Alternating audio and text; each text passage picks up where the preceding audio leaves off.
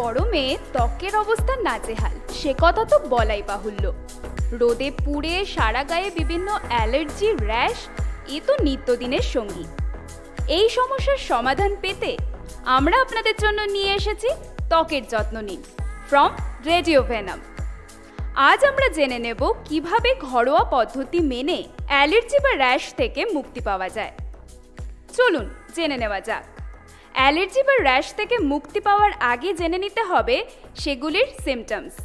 যেমন ধরুন গায়ে লাল দানা হওয়া, ত্বকের মধ্যে ইচিং, ত্বকের কোনো অংশ ফুলে যাওয়া, চামড়া উঠে অমসৃণ ত্বক হয়ে যাওয়া বা ত্বকের কালার ব্যালেন্স ঠিক না থাকা, এগুলি সবই অ্যালার্জির লক্ষণ। এক্ষেত্রে কি করতে হবে ভাবছেন তো?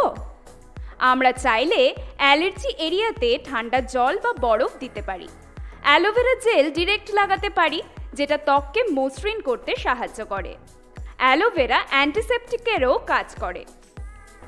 ইচিং হওয়া জায়গায় হাফ চামচ বেকিং সোডার সাথে জল মিশিয়ে লাগিয়ে রাখতে হবে। রেখে দিতে হবে 15 মিনিট, তারপর জল দিয়ে ধুয়ে নিতে হবে।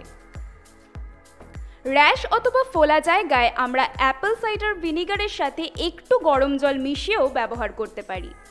সেটি ত্বকে ছেড়ে দিতে হবে 15 থেকে 30 মিনিটের জন্য। এতে র্যাশ কমে যাবে। ঘামাচি বা সানবার্ন দূর করতে কাঁচা হলুদ বেটে আমরা নারকেল তেলের সাথেও ব্যবহার করতে পারি। এটি অ্যান্টিসেপটিকের কাজ করে ত্বককে করে উজ্জ্বল। এরকমই নানান টিপস পেতে সাথে থাকুন, শুনতে থাকুন রেডিও ভেনাম। জেগে ওঠো কলকাতা।